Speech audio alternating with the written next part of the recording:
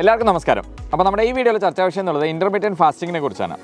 നമുക്കറിയാം വർദ്ധിച്ചു വരുന്നൊരു കാര്യമാണ് അമിതവണ്ണം എന്നുള്ളത്. അപ്പോൾ അമിതവണ്ണത്തിന് നേരിടാനായിട്ട് ശാസ്ത്രീയമായി തെളിയിച്ചൊരു രീതിയാണ് ഇൻ്റർമീഡിയറ്റ് ഫാസ്റ്റിംഗ് എന്നുള്ളത്. നമ്മുടെ ഏകാദശി വ്രതം, റംസാൻ നോമ്പ് ഇതെല്ലാം ഒരു തരത്തിലൊരു ഇൻ്റർമീഡിയറ്റ് ഫാസ്റ്റിംഗ് ആണ്. അതായത് ഭക്ഷണത്തിലെ സമയ ക്രമീകരണം കൊണ്ട് വെയിറ്റ് ലോസ് വരുത്തുക എന്നുള്ളതാണ് അതിനകത്തുള്ള പ്രക്രിയ. പല രീതിക്ക് ചെയ്യാം. ഒന്ന്, ടൈം റെസ്ട്രിക്റ്റഡ് ഫീഡിങ്, അതായത് ഒരു പർട്ടിക്കുലർ സമയം മാത്രം, ദിവസം ഒരു 9 മണിക്കൂർ മാത്രം ഭക്ഷണം കഴിക്കുന്നു, ബാക്കിയുള്ള ഒരു 15 മണിക്കൂർ നേരത്തേക്ക് ഭക്ഷണം ഒന്നും കഴിക്കുന്നില്ല. 2, 5:2, അതായത് 5 ദിവസം നിങ്ങൾ ഇഷ്ടമുള്ള ഭക്ഷണം കഴിക്കുന്നു, 2 ദിവസത്തേക്ക് ഭക്ഷണം ഒന്നും തന്നെ കഴിക്കുന്നില്ല.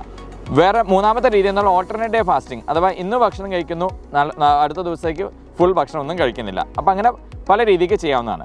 അപ്പോൾ നമുക്ക് എത്ര വെയിറ്റ് ലോസ് എക്സ്പെക്ട് ചെയ്യുന്നത് വെച്ച് കഴിഞ്ഞാൽ 3 തൊട്ട് 8% വരെ വെയിറ്റ് കുറയുന്നതായിട്ട് കണ്ടുവരുന്നുണ്ട്. അതിനൊരു 8 തൊട്ട് 12 ആഴ്ചയുടെ സമയം എടുക്കുന്നതായിട്ടും കണ്ടിട്ടുണ്ട്. ചിലർക്ക് കൂടുതൽ വെയിറ്റ് ലോസ് കിട്ടിയെന്നും വരാം. ഇതുകൂടാതെ പ്രമേഹം, രക്തസമ്മർദ്ദം, കൊളസ്ട്രോളിലെ വ്യതിയാനം ഇതെല്ലാം നിയന്ത്രിക്കുവാനായിട്ട് ഇൻ്റർമീഡിയറ്റ് ഫാസ്റ്റിംഗ് തീർച്ചയായിട്ടും ഉപകാരപ്രദമായിരിക്കും.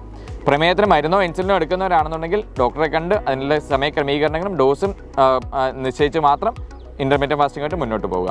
അപ്പോൾ ഇൻ്റർമീഡിയറ്റ് ഫാസ്റ്റിംഗ് എന്നുള്ളത് വളരെ സേഫായിട്ട് നിങ്ങൾക്ക് ട്രൈ ചെയ്യാവുന്ന ഒരു മാർഗ്ഗമാണ് വെയിറ്റ് ലോസിന് വേണ്ടി. ഇത്രയും പറഞ്ഞു നിർത്തുന്നു. നന്ദി, നമസ്കാരം.